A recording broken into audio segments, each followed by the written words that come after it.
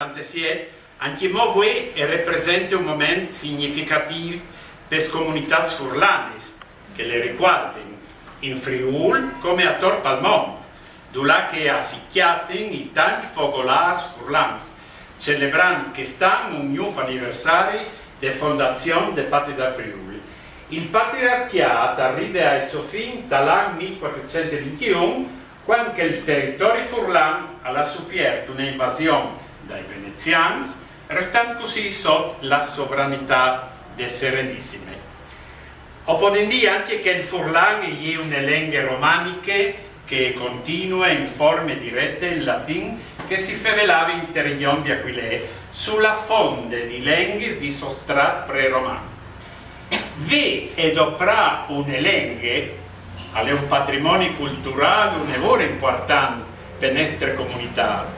Conosci la sua storia, è un impresto per infuartire la nostra identità di popolo e il spirito di far parte di questo popolo, una lingua che dal corso delle storie e ha definito una sua clara fisionomia dal quadro delle lingue romaniche. Voi è più vivo che mai che ha des mans delle giovani generazioni che vivono in campo. Furlanis che vogliono recuperare i loro lidris per poter comunicarsi con il sapore delle nostre storie e vivere il presente del Friuli. Noi abbiamo forme che di fa feste per nascite di patrie che scominciano allora col tager di Furlani. Grazie.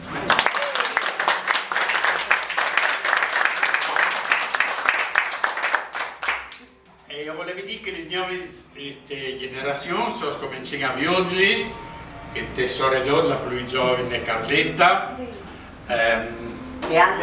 Leandro insomma, e qualche volta mi smettei io, e dopo man mano ho le mie fino ai vecchi, no?